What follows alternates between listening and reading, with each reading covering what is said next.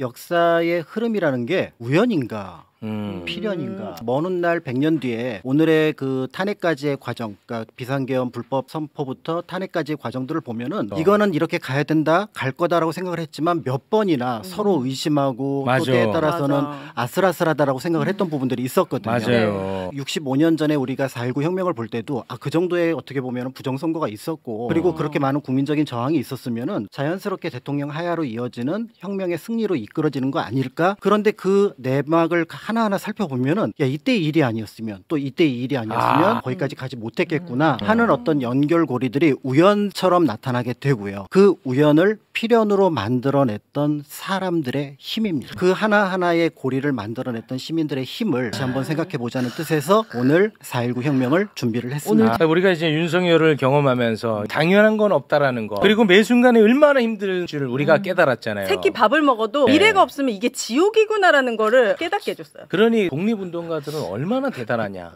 그러니 그렇죠. 민주투사들이 얼마나 대단하냐. 4.19 혁명하면은 이승만 정권의 어떤 여태까지의 독재, 그다음에 이제 3.15 부정선거 이렇게 얘기를 하거든요. 그런데 어떤 의미에서 보면은 지금의 국면하고 좀 비슷한 부분이 있습니다. 바로 이 부정선거를 1년 전부터 계획적으로 정부 차원에서 준비를 합니다. 그러니까 우연하게 일어났던 상황이 아니라는 거죠. 그 결정적인 것이 이제 1959년 3월 20일에 있었던 내각의 인사인데요. 이때 선거를 총괄할 수 있었던 내무부 장관, 지금으로 치면 행안부 장관이지만 지금보다 권한이 훨씬 컸습니다. 당시에는 도지사 임명권까지 내무부 장관에게 있었고 각 지역의 경찰 수장들 역시 내무부 장관이 지명을 했습니다. 그렇기 때문에 이 사람이 어떤 태도를 취하느냐에 따라서 그 선거 분위기가 완전히 바뀔 수 있는데 최인규 내무부 장관입니다. 취임사에서 이런 말을 합니다. 지금 형편으로는 이승만 대통령 각각께서 이 나라에 안 계신다고 하면 나라는 망하고 만다는 결론밖에 오지 아니하는 것이다. 그러므로 이 대통령 각하를 위해서 오늘부터 나서는 일이 거룩한 일이 된다라는 게 취임사입니다. 선거 중립을 얘기해도 사실은 믿을까 말까 한 상황인데 난 선거 중립에 대해서는 별 관심이 없다라는 것들을 표현을 했고요. 실제로 이때부터 전국의 경찰국장, 7개 도지사, 그다음에 읍면 단위로 공무원 친목회를 만들어서 선거를 유리한 국면으로 이끌어가기 위한 이른바 공적 조직을 만들어내게 됩니다. 이 과정 속에서 이승만 정부에서도 이 선거를 좀 유리한 방향으로 바꾸게 되는데 보통 대통령 선거를 5월 달에 하거든요. 그런데 3월 15일로 당깁니다. 갑자기요? 네, 뭐 농번기를 피해서 당기자가 이유였어요. 그런데 핵심적인 요인은 뭐냐면 1월 말에 당시 야당 대통령 후보였던 조병옥 후보가 미국으로 병 치료를 위해서 갑니다. 그럼 최소한 한 달 걸릴 테니까 선거 유세 제대로 못 하겠네? 그러면 3월 15일 정도면 내가 충분히 이길 수 있다라고 판단을 했던 거예요. 그거보다 더 좋은 이승만으로 볼 때는 소식이 들려옵니다. 바로 2월 15일 날 조병옥 박사가 치료 중에 죽습니다.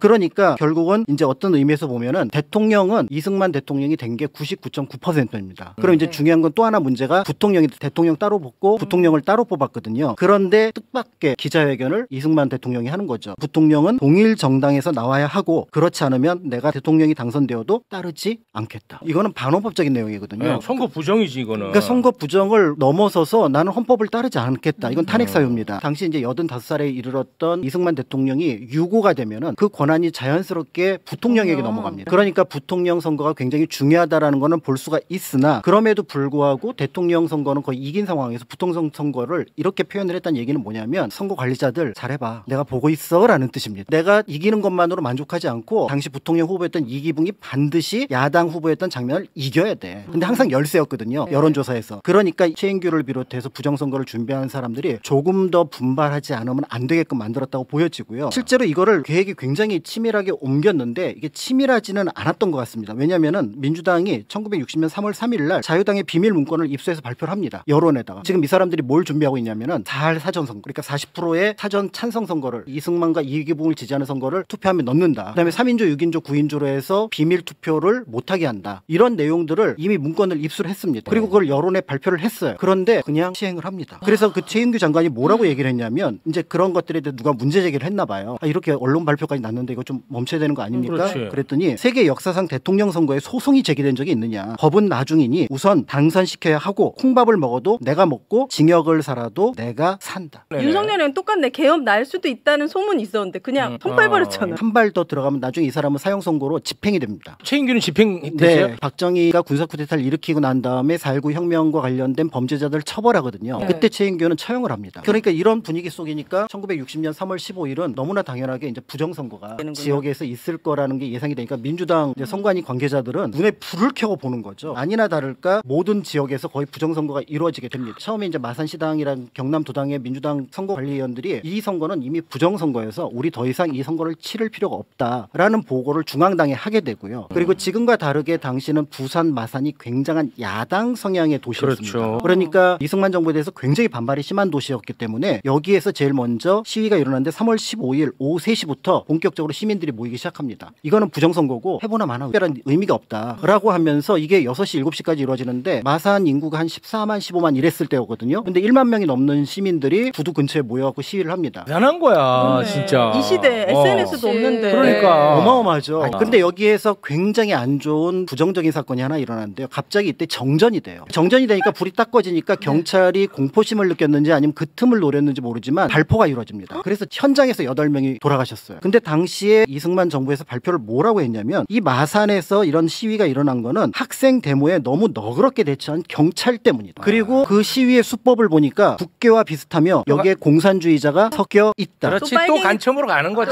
심지어는 그 8명 중에 그 학생들이 몇 명 포함되어 있었는데 그 학생들의 주머니에 이승만을 죽여라 인민공화국 만세와 같은 쪽지를 발견했다고 경찰이 발표합니다. 근데 나중에 이게 검찰 조사에서는 증거로 채택되지 않았거든요. 증거로 보기에는 미심쩍었다라는 거죠. 그렇지. 결국 시위자들에 대한 체포, 구금이 이루어지면서 시위 국면은 좀 소강 상태로 들어가는 거예요. 그런데 이때 8명이 죽으면서 몇몇 학생들이 실종됩니다. 당시 남원에서 이제 중학교를 나와서 당시 명문이었던 마산상고에 입학을 하게 되는데 1961년까지는 우리나라가 4월 학기였어요. 그래서 이제 3월부터 이제 뭘 하고 있었냐면은 입학 준비도 하려고 마산에 있었는데 여기에 이제 이 학생 한 명이 시위에 휩쓸려서 실종된 겁니다. 이름이 김주열. 실종이 됐는데 실종됐다는 소식을 남원의 어머니였던 권찬주 여사가 소식을 듣고 마산으로 옵니다. 내 아들이 어디 갔지? 공부밖에 모르는 애인데 이러면서 사진을 들고 마산 시내를 거의 한 달 가까이 아유. 찾아다닙니다. 마산이 인구가 10만이 넘는 대도시이긴 하지만 권찬주 여사가 한 달 동안 애를 얻고 다니고 그다음에 시국이 뒤숭숭하니까 도대체 저 애가 어디가 있는 거야? 지금 남원에서 마산까지 유학 갔다고 하는 애가 어디가 있는 거야 하면서 마산의 엄마들이 다 찾기 시작하는 거예요. 다 찾기 시작했는데 결국은 이 아이를 못 찾습니다. 그래서 4월 11일 오전에 오전 버스를 타고 다시 마산에서 남원으로 가는데요. 그날 권찬주 여사가 떠난 11시 50분쯤에 마산 중앙부두에서 최루탄이 눈에 박힌 시신 하나 떠오릅니다. 4월 11일입니다. 그러니까 이 4월 11일 날 이 시신이 떠올랐을 때 마산 시민들은 다 누군지 알았죠. 그러면서 마산 사람들이 이거는 부정선거를 넘어서서 이제는 독재 정부에 대해서 항의를 해야 된다. 통치에 대해서 항의를 해야 된다라고 하면서 4월 11일 날 이전에 볼 수 없었던 어마어마한 대규모 시위가 만들어지게 되고요. 4월 11일 날 마산시가 이제 13일, 14일, 15일 계속 이어지거든요. 그런데 이 시위가 아니었다면은 사실은 이때까지만 하더라도 서울은 조금 시위하다가 많은 정도였습니다. 그냥 3.15 부정선거 있으니까 몇몇 고등학생들, 중학생들 시위하고 시민들 일부 참여하는 그런 정도였다라고 볼 수가 있을 것 같은데요. 그런데 이렇게 남쪽이 시끌시끌하니까 드디어 이제까지 4.19 혁명에서 보이지 않았던 얼굴들이 등장을 합니다. 바로 대학생들. 우리는 보통 4.19 혁명하면 대학생을 먼저 떠올리잖아요. 네. 이때까지만 해도 대학생들이 공부하느라고 바빠서 난 그리고 엘리트인데 사회 문제는 내일이 아닌데 공부가 내일인데 이런 느낌으로 공부를 했었어요. 자기가 어떻게 보면은 직접 현장에 참여하면 안 되는 정도다 이렇게 생각을 했던 것 같은데 이 사건이 터지면서 서울에 있는 학교들도 움직이자라고 하면서 4월 13일, 14일부터 각 학생회가 중심이 돼서 모이기 시작합니다. 그러니까 신학기가 4월이니까 시작한 지 한 2주밖에 안 됐으니까 서로 서먹서먹할 수 있잖아요. 네. 그럼에도 우리 뭐 좀 해보자 이런 상황에서 이제 4월 16일, 4월 19일 디데이설이 있었는데 그 가운데 이제 고려대학교 학생들이 4월 18일 날 우리 먼저 나가보자라고 하면서 당시 국회로 나가게 됩니다. 지금 서울시 의회가 있는 태평로. 그러니까 예나 지금이나 시민들이 뭔가 민주주의가 무너졌다면 제일 먼저 찾아가는 곳이 국회였던 거예요. 그런데 당시는 국회가 제 역할을 하지 못했습니다. 그러니까 이제 학생들은 그냥 실망해서 뭐 총장님이 와서 내가 당신들의 뜻을 전할 테니 학생들은 공부하러 학교로 돌아가자 이런 식으로 그냥 얘기를 했던 거였죠. 그러니까 사실은 이 사건도 여기서 그냥 끝나버리면 4.19까지 가지 못했을 겁니다. 그런데 앞에서 말씀드렸던 것처럼 당시 정부는 이 사건을 무마할 생각보다는 진압할 생각을 했던 거예요. 결국은 4월 18일 날 당시에 이제 최인규가 조직했던 외곽 조직이 있었는데 대한방공청년단이라는 조직이 있습니다. 깡패들도 일부 포함되어 있어서 당시 종로 구단에 포함되어 있었던 유지광, 임화수 이런 사람들이 중심이 됐던 방공청년단 종로 구단의 폭력배가 학교로 돌아가고 있던 학생들을 청계천 일대에서 기습을 합니다. 폭력, 린치, 벽돌, 망치, 뭐 쇠사슬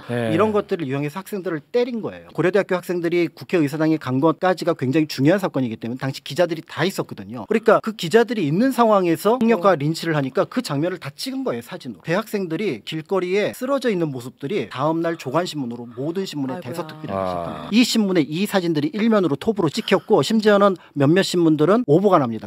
학생이 죽었다. 다행히 죽은 학생은 없었거든요. 이때만 하더라도. 그러니까 결국은 4월 19일 아침에 전국 모든 국민들이 오늘 무슨 일이 있어도 전혀 이상하지 않다라고 하면서 우리가 알고 있는 4.19 혁명이 촉발이 되게 됐던 거죠. 그 주요 언론 몇 장면들이 그 보도를 계속하지 않았다면은 사실은 이 부분이 굉장히 어려웠을 거고 그런 면에서 볼 때 우리가 4.19 혁명 하면은 그래 이렇게 3.15 부정선거가 일어나고 각지에서 시위가 일어났으니까 이렇게 갔지만 처음에 있었던 부정선거의 정부의 어떤 기획 속에서 문제됐던 것들을 마산 시민들이 이의 제기를 하고 그다음에 김주열 열사와 관련된 일이 일어나지 않았고 그리고 고려대학교 학생들의 피습 사건이 없었다면은 4.19까지 가는 동력은 있다고 하더라도 한참 뒤에 나타났을 그렇겠죠. 겁니다. 그렇지만 이제 그 동력을 받았던 이제 시민들 그리고 대학생들, 중고등학생들은 4월 19일 날 우리가 알고 있는 것처럼 피해 화요일을 겪으면서 일주일 동안 투쟁 끝에 4월 26일 이승만 대통령을 하야시키고 그다음에 이기봉을 포함해서 주요 사람들이 또 자살하거나 그 자리에서 쫓겨나도록 했던 어떤 그 혁명의 분위기를 만들어냈고요. 이런 국면들을 보고 있었던 군인들도 이제 나중에 계엄령이 선포되지만 여기는 우리가 참여할 건 아니야. 우리는 여기서 중립을 지킬 거야. 라고 얘기를 했던 부분들이 있었고요. 4월 17일 날 당시 이제 6월 달에 아이젠하워 대통령 방한 때문에 미국 방한단이 와 있었거든요. 근데 여기서 현장에서 보니까 한국 정부가 보내주는 여러 소스랑 완전히 다른 겁니다. 그래서 결국은 미국에서도 이승만 대통령의 하야를 일정 부분 촉구하는 그런 어떤 성명들을 발표했던 부분들이 있습니다. 4.19 혁명 1960년 그냥 쭉 이어졌던 하나의 흐름처럼 보이지만 그 하나하나의 국면은 쓰러졌다가 다시 생겨나고 쓰러졌다가 다시 생겨나고 이승만의 만행이 엄청난데 왜 이렇게 추대하고 좋아하고 이렇게 이승만 박정희 묶어가지고